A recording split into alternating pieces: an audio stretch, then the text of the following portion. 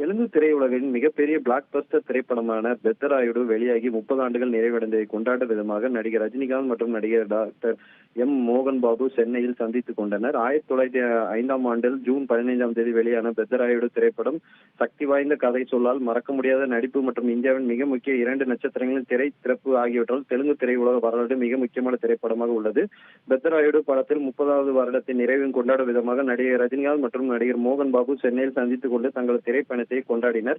மேலும் அதே நாளில் விஷ்ணு மஞ்சுவின் நடிப்பில் வரும் ஜூன் 27ஆம் தேதி உலகம் முழுவதும் பல மொழிகளில் வெளியாகி உள்ள பிரம்மாண்ட காவிய படமாக உருவாகியிருக்கும் கண்ணப்பா திரைப்படத்தை நடிகர் ரஜினிகாந்த் தனது குடும்பத்தினரிடம் பார்த்தார். படத்தை பார்த்துவிட்டு படத்தையும் விஷ்ணு மஞ்சு உள்ளிட்ட படக்குழுவினரும் வெகுவாக பாராட்டிய நடிகர் ரஜினிகாந்த் விஷ்ணு மஞ்சுவின் நடிப்பு, படத்தின் ஆன்மீக ஆழம், காட்சி செழுமை மற்றும் உணர்ச்சிகரமான காட்சிகள் குறித்து பாராட்டு தெரிவித்து பேசியிருக்கிறார். மேலும் படம் அசாதாரணமாக இருக்கிறது என்று அவர் தெரிவித்திருக்கிறார். நடிகர் ரஜினிகாந்த் பாராட்டால் மோகன் பாபு மற்றும் விஷ்ணு மஞ்சு நெகிழ்ச்சி அடைந்தனர். இது குறித்து விஷ்ணு மஞ்சு தெரிவிக்கையில், ரஜினி சாரின் இந்த அரவணைப்பாக நான் 22 ஆண்டுகள் காத்திருந்தேன்.